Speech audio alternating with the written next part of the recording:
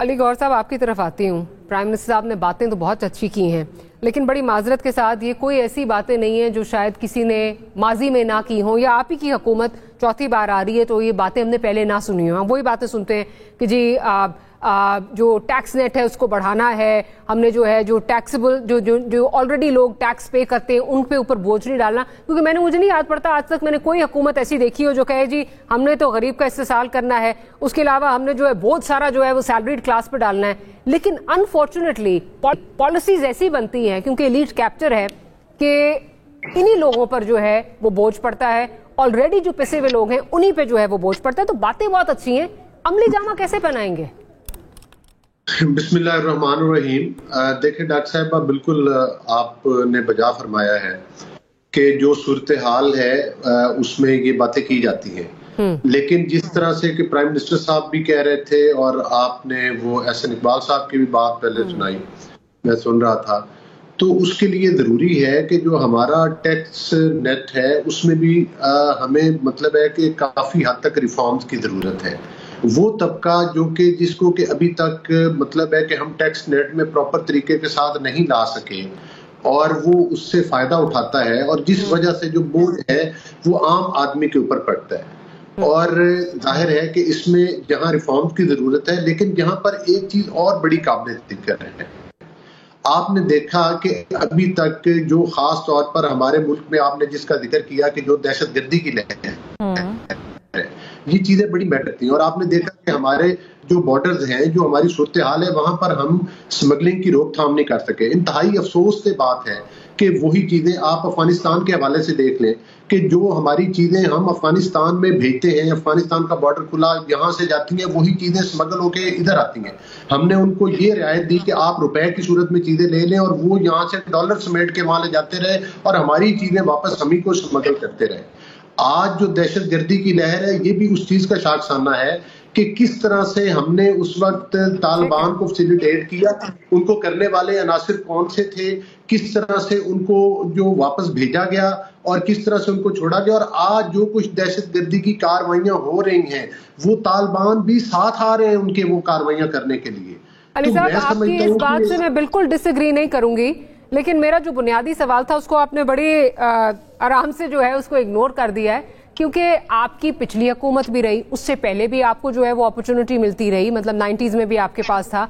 मुझे सिर्फ ये बताइए कि आज तक वो जो आपका जिसको समझा जाता है आपका सपोर्ट बैंक है, वोट बैंक है, ट्रेडर्स हैं, उनको आप क्यों टैक्स नेट में नहीं ला सके? मुझे याद है इसहाक डार साहब, एक मीटिंग हो रही है, दूसरी मीटिंग हो रही है, सड़कें ब्लॉक हो रही हैं, उसके बाद सारी हुकूमतें घुटने टेक देती हैं। ठीक है, इसी तरह जो एलीट कैप्चर की मैं बात कर रही हूँ, माजरत के साथ पार्लियामेंट में वो सारे लोग बैठे हुए हैं जो उनके इंटरेस्ट को सेफ गार्ड करते हैं, और ये सिर्फ आपकी हुकूमत में नहीं, सारी हुकूमतों में होता है।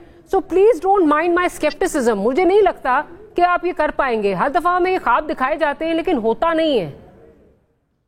देखिए, कोई चीज नामुमकिन नहीं है, ये बात तो आपकी दुरुस्त है कि जिस तरह से साबका अदवार में इनको टैक्स नेट में नहीं लाया गया, वो सिर्फ ताजर कम्युनिटी नहीं है, वो काफी और भी मतलब है कि लोग हैं जो कि मैं समझता हूं कि जिनको टैक्स नेट में लाया जाना चाहिए। आपके जो आपके बड़े जो हैं वो फार्मर्स हैं, उनको आप नहीं ला सके। इस पे भी जो है वो IMF बोल रही है। स्टेट ओन एंटरप्राइजेस हैं, उनको जो है वो उनकी जो प्राइवेटाइजेशन है वो नहीं हो सकी, नहीं कर सक रहे ना आप लोग, पिछले अदवार में नहीं कर सके।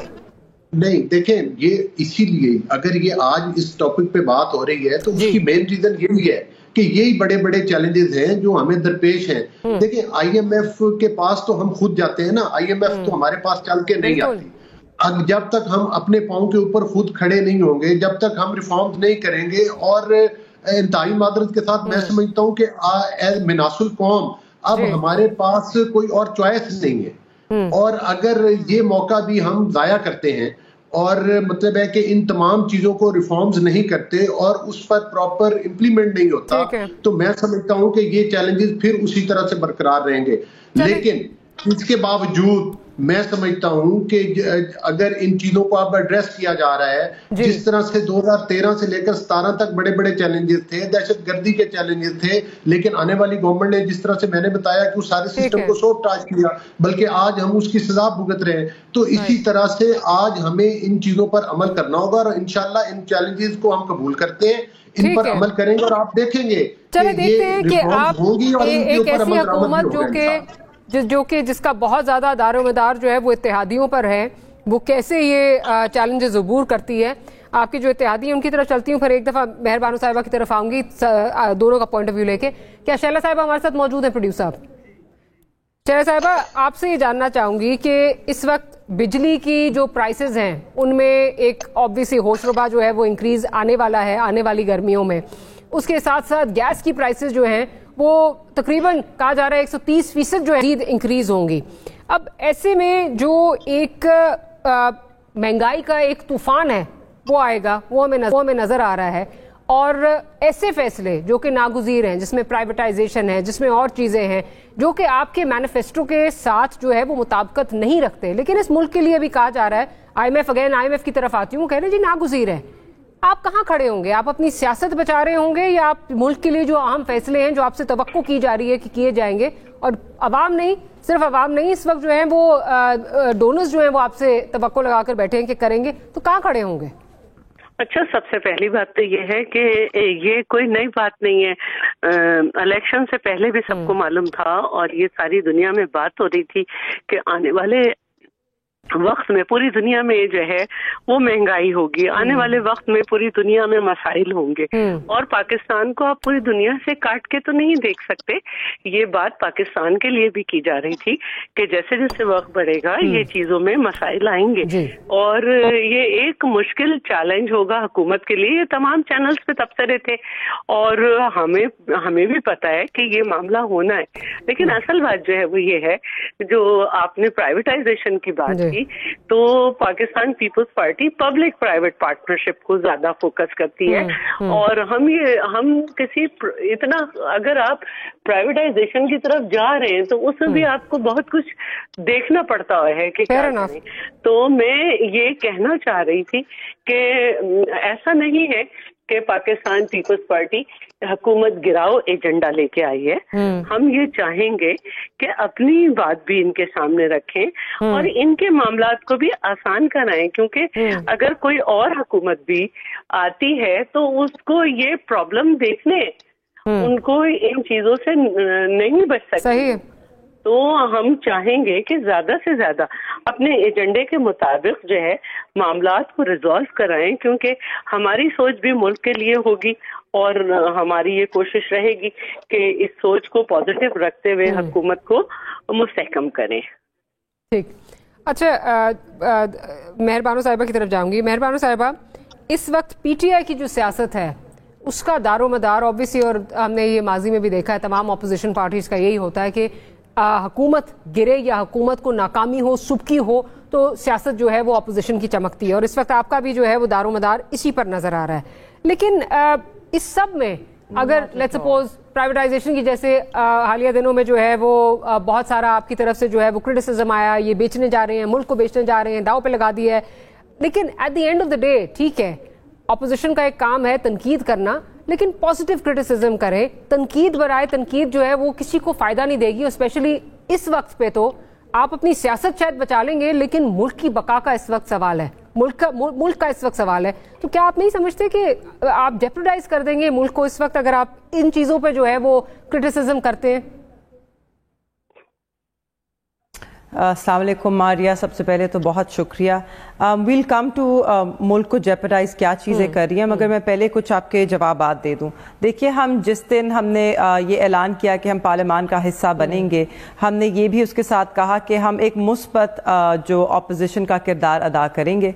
हम इसमें जो कंस्ट्रक्टिव क्रिटिसिज्म करेंगे, निशानदेही करेंगे चीज़ों की, हम सिर्फ तनकीद बराए तनकीद नहीं करेंगे। ये हमने पहले दिन से अहद किया था। बेशक टू अ साइड कि इस वक्त हुकूमत की तरफ से कोई गुड फेथ इंगेजमेंट का इशारा नहीं नज़र आ रहा। आपके सामने है कि किस तरह वो इस वक्त ये भी नहीं तस्लीम करना चाहते कि सुन्नी इत्तेहाद काउंसिल एक पार्लिमानी जमात है जिसका एक अपोजिशन लीडर होना चाहिए, जिसका लीडर ऑफ पार्लियामेंट होना चाहिए है, जिसको कमिटीज़ पे होना चाहिए है। तो वो तो उनकी सियासत का तर्ज अमल वो जाने, उनका ज़र्फ जाने। जहाँ तक हमारा सवाल है, हम वो सब करना चाह रहे हैं जो पाकिस्तान के लिए मुफीद हो। सबसे لیے ہماری جو اہم ترجیح ہے اس سب سے پہلے وہ ہے کہ پاکستان میں ایک ایسی حکومت ہو جس پر لوگوں کا اعتماد ہو, جس کو پاس عوام کا مینڈیٹ ہو, کیونکہ آپ بھی جیسے جانتی ہیں, ہم سب یہ جانتے ہیں کہ اس وقت جو معاشی صورتحال ہے وہ بہت سنگین ہے, بہت کٹھن فیصلے کرنے ہیں, بڑے مشکل فیصلے کرنے ہیں, اور IMF سے بھی جو اس وقت ہم پروگرام نیگوشیٹ کریں گے یہ پاکستان کا سخت ترین پروگرام ہوگا.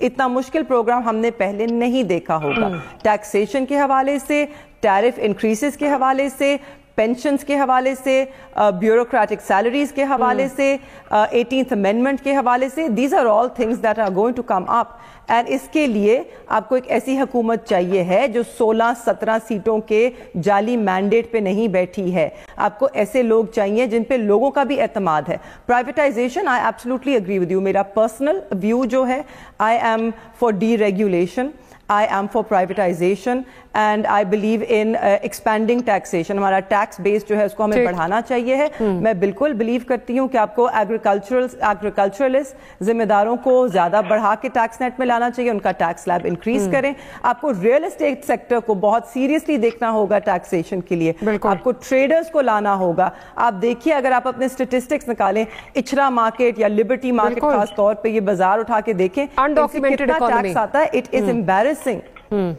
Absolutely. And so I absolutely believe in that. I absolutely also believe کہ حکومت کو price set controls نہیں کرنے چاہیے. Let the market regulate itself. Let the market set the prices.